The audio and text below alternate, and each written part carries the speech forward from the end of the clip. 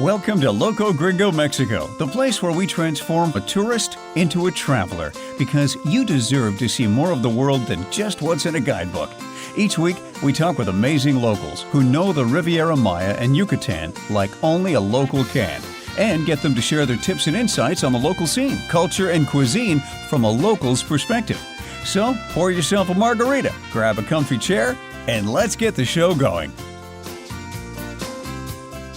Hola everybody, this is Loco Gringo Mexico and my name is Kay Walton. So glad you could join us today.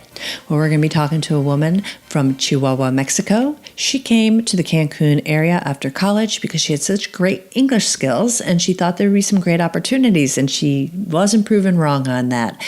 She's a dynamic lady. She's had lots of adventures and she's going to share with us some of her most favorite places here in the Cancun Riviera Maya area.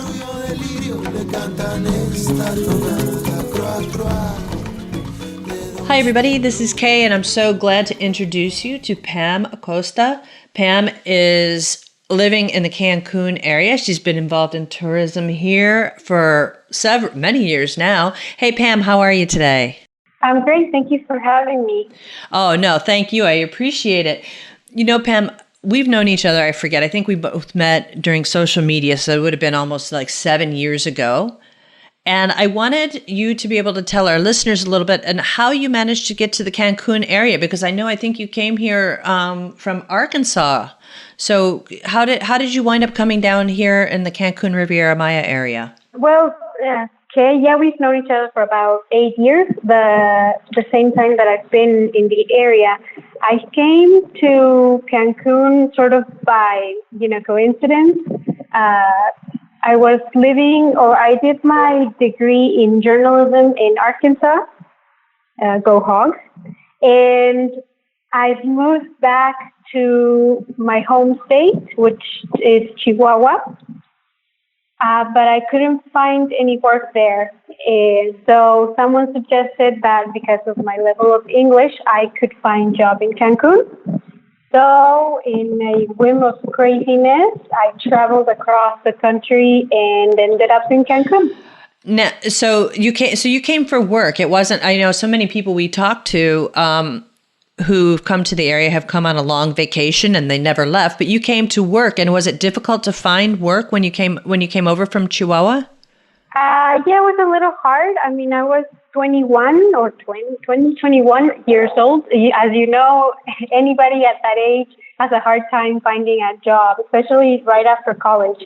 And I just came exactly for that. I've never been in the area, and I figured, why not? I mean, if it didn't work out, I could always just go back. But Cancun has, embraced me really well, and just the whole area has been very kind to me.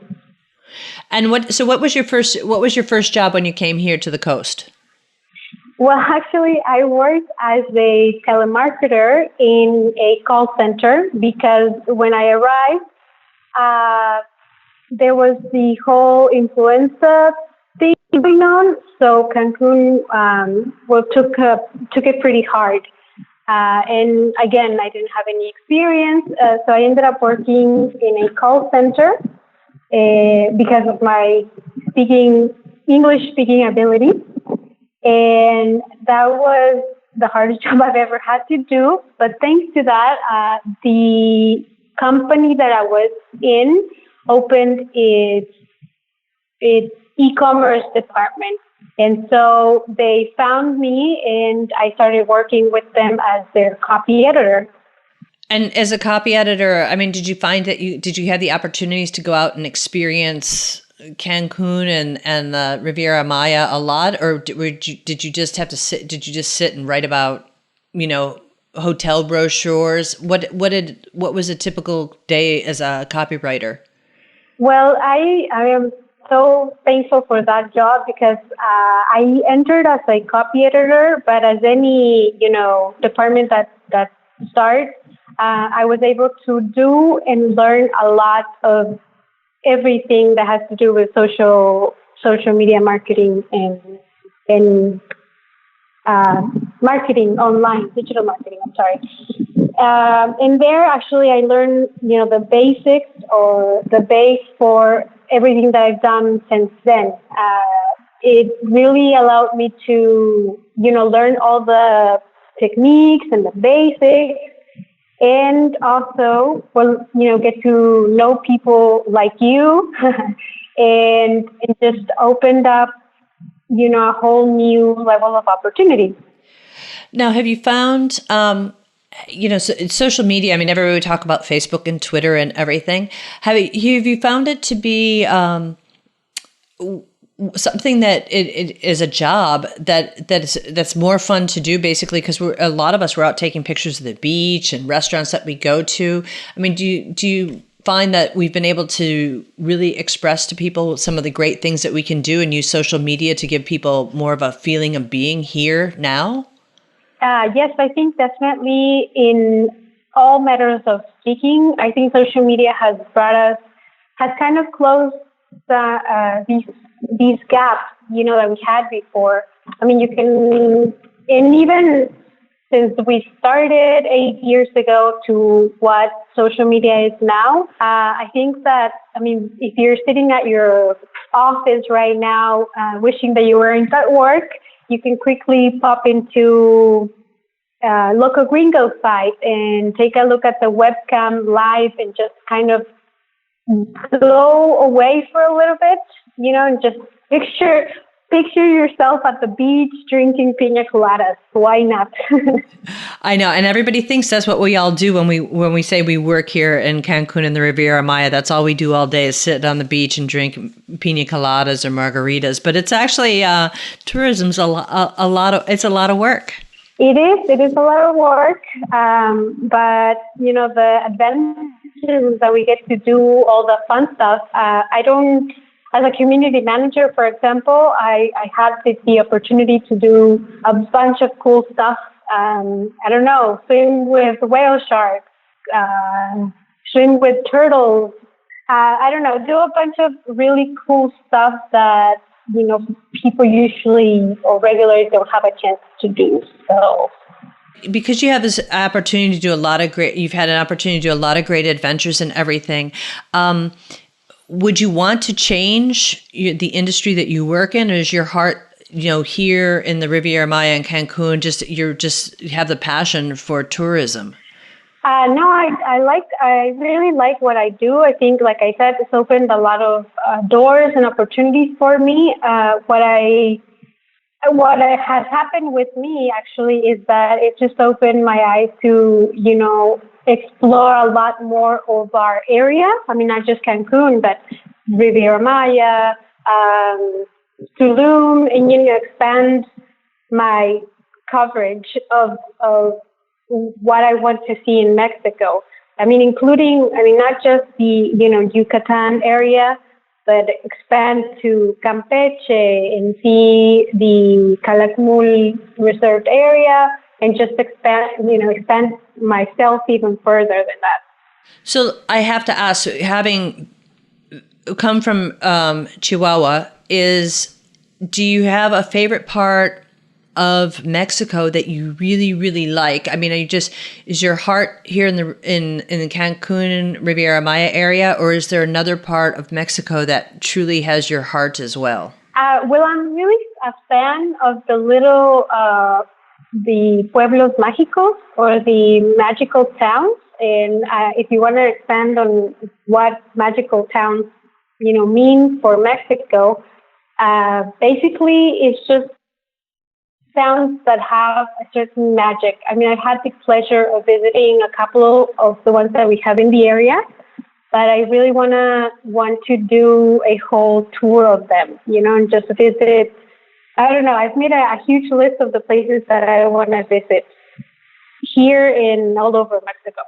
What are your favorite magical towns here in the area? Can you share those with us? Definitely. I think Valladolid is a little colonial town that's about 2 hours from here. I'm not sure. That's one of my favorites. And a little bit further south is Bacalar. And just because the Lagoon of Seven Colors is so gorgeous. I mean, and it's just, you can swim and do a bunch of ecotourism activities. but I've had the opportunity to travel to other cities, and they are wonderful. But it's always really nice to come back and see that we have this treasure, the Mexican Caribbean, just a couple of minutes from our door. Yeah, absolutely. We're very fortunate to have the Caribbean right outside the doorstep for sure. Now, what type of activities do you have? Any special activities or places that you go? I mean, we do get some time off, and do you find yourself going to any special beaches, or do you have little places that you go that maybe they don't have that magical status in the country of Mexico, but that you find that are magical to your heart? I think that my favorite has to be the cenotes in the area. I think that that's really like a unique jewel that we have in the area. I've never seen anything like it in other parts that I've traveled to. And actually, there's a secret spot I want to share with you, just because it's you. Oh, good. Oh, I want to hear. There's 3 cenotes next to the Coba archaeological zone, and right next to it, there's like a road, a dirt road, and you just take that road to the right, and you go into these 3 cenotes. And I think that they charge you per car or per person, but it's minimal. And you get to access all 3 cenotes. And do these cenotes have a particular name? I would lie if I told you. I'm not sure. I've been a couple times, but a friend of mine told me that his secret spot, and I'm telling it. I'm broadcasting it live, but but it's near Caba, the ruins of Caba. Near Coba, exactly. Coba, not Caba. Caba is over in Yucatan. Coba is a little closer. Yes, Coba in Quintana Roo. Okay. And the times that I've been, I mean, you have the cenotes all to yourself, because they're kind of hidden, so nobody knows about them, or there's people there. And just like that, I mean, there's cenotes all over Quintana Roo and Yucatan that you can just sort of go explore. And the minimal fee to enter is just a couple of pesos, and you have the cenote to yourself.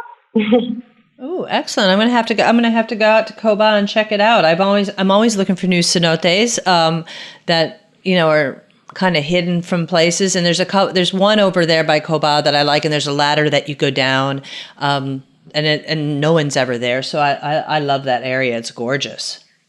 Yeah, definitely. So now, Pam, do you get to come down? Do you spend a lot of your time off? Do you spend in Cancun? Are there any places that you really love in the Cancun area or up? I know some people talk about Punta Sam. Is there any place around Cancun that you love to just get away to, where it's pretty easy to get to? In Cancun, I know that people don't think of it as a beach to go to, but Playa Langosta or Langosta Beach, I think is located in kilometer 5 or 5.5, something like that. And it's a really nice beach. It has a really nice swimming area. I found it through when I was training, and sometimes people do go exercise there. So, the best time to go visit it is early in the morning, and you have a great, almost pool to swim in. It's gorgeous. Excellent. Playa Langosta. I've seen the name, and I have never been there, but I know where you're talking about.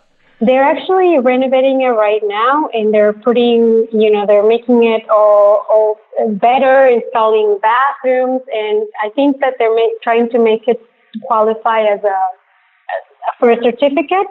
Blue Beach, right? It's called something like that. So once they're finished with the construction, it'll be a really, really nice area to go enjoy the beaches in Cancun. Excellent. Now, I have to ask this, Pam, because if and correct me if I'm wrong, you have a special person in your life who works at Xcaret. Am I right? Well, I have a lot of special people who work at No, I thought you had a boyfriend who was at Xcaret. no. That was a long time ago. We haven't talked in a while. Oh, see. Oh, sorry about that. Well, no, I was going to ask if you had been to explore or you had visited Senses yet. Well, yeah, I've been to those three parks. I actually worked for Xcaret for a couple of years, and I learned a lot. They're in my heart very much. I really like those. That whole company has done a really good job of promoting what is Mexico. The parks are really great. The Cenotes Park, which is the newest one, it's completely different from anything in the area. So it's interesting to go see what it's all about. And have you been to Senses yet? Yes, that's the one. Chances is did I say Cenotes? I'm sorry. I meant Chances. Okay, great. No, okay, because there is cenotes too, but I thought that was in the state of Yucatan. So there's so many parks, and now I kind of get them. I start getting confused. Yeah. Yes. The cenotes one is in Quintana Roo as well. It's before Puerto Morelos, just a couple of minutes or close to. The Chances one is in Playa del Carmen. That's the one that I'm telling you that is completely different from anything that I've seen.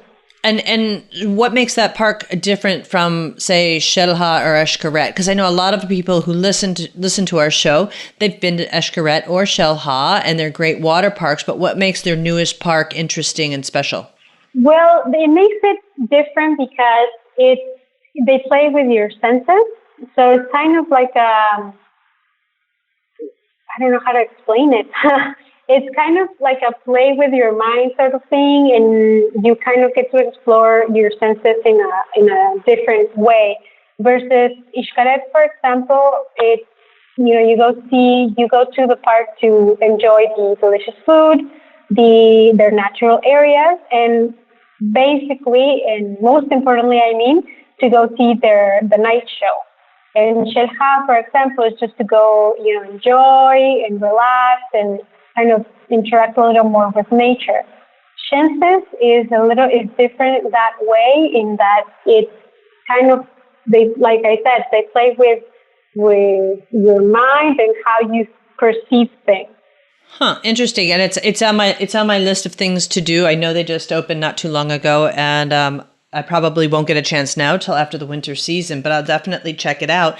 But I never knew the difference between their newest park and some of the tried and true parks. So it's good to know, and it's nice to have a different experience here in the Riviera Maya. So Pam, let me ask you, any other little tips that you might want to share with people if they're going to come down to the area so they have a special experience and to really have an inside appreciation for what we have here? Well, I would suggest that with any trip, just define exactly what you're looking for in your vacation. I think that many times, and I'm one of those people, I just get so overwhelmed with so much information that I just sort of kind of say, I'll just decide when I get there. But because the area has grown so much, there's so much to do. And so you kind of, if you get here and you get overwhelmed here with all of the options that you have, well, you're going to end up perhaps not seeing what you might have wanted. So I think that the first step with any trip is to decide what kind of vacation you want to have. Do you want to have a relaxed vacation? Do you want to have an adventure vacation or a more close encounter with nature? And once you decide that, I think that you can plan, and the area can offer you anything that you like to do. If you want to do like a romantic getaway, all those options are available to you. And I just think that's kind of the key, to find what you're looking for what you want to do or want to get out of your vacation, and find a good source of information like Loco Gringo, like the experts, and just follow them. Or I mean, it's just overwhelming, too much information. So pick your 2 or 3, 4 favorites, and just listen to them. So, Pam, if people want to follow you on social media or want to reach out to you, what's the best way for people to contact you? Well, I would like if I'm more available on Twitter, and you can find me as Pam, not Pam. And from there, I share to my Instagram account, and the Twitter, Instagram are the ones that are a little bit more active. Excellent. Well, what we'll do on today's show notes for everybody who wants more information, or wants the insights that Pam mentioned today, or wants to reach out to Pam, we'll have links over to Pam's social media accounts, both on Twitter and Instagram. And of course, if you want to reach Pam at any time and can't find her, you can always contact me, ask@locogringo.com, and I will hook you up with Pam for sure. And Pam, I have to thank you so much for your time today and for giving me some of the insights. I think there's some great places. I think I might start with Playa Langosta next time I get a day off and I want to do something a little different. So I really want to thank you for all the good information. Well, thank you for having me, Kay. I'm really glad that I could be of some help. And again, like you've mentioned to your listeners, if you want any insider tips, I will be happy to share them. Oh, that's excellent. Thank you so much.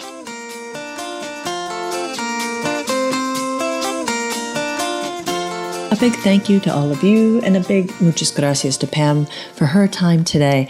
You can find today's show notes at locogringo.com/podcasts for the places that Pam mentioned today, as well as contact information for her. And until next week, everyone, hasta la vista. Thanks for listening. If you like the show, be sure to subscribe. For links, show notes, and more information, head on over to locogringo.com or give us a call toll-free at 800-478-0081. Porque se tragó la luna, estaba enferma la rana, su madre soba que soba, dedos de pluma la panza, pensó ranita que luna era una toronja blanca, y aunque la luna es de leche, la leche estaba cortada. Croa, croa, dedos de pluma, croa, croa, dedos de agua, croa, croa.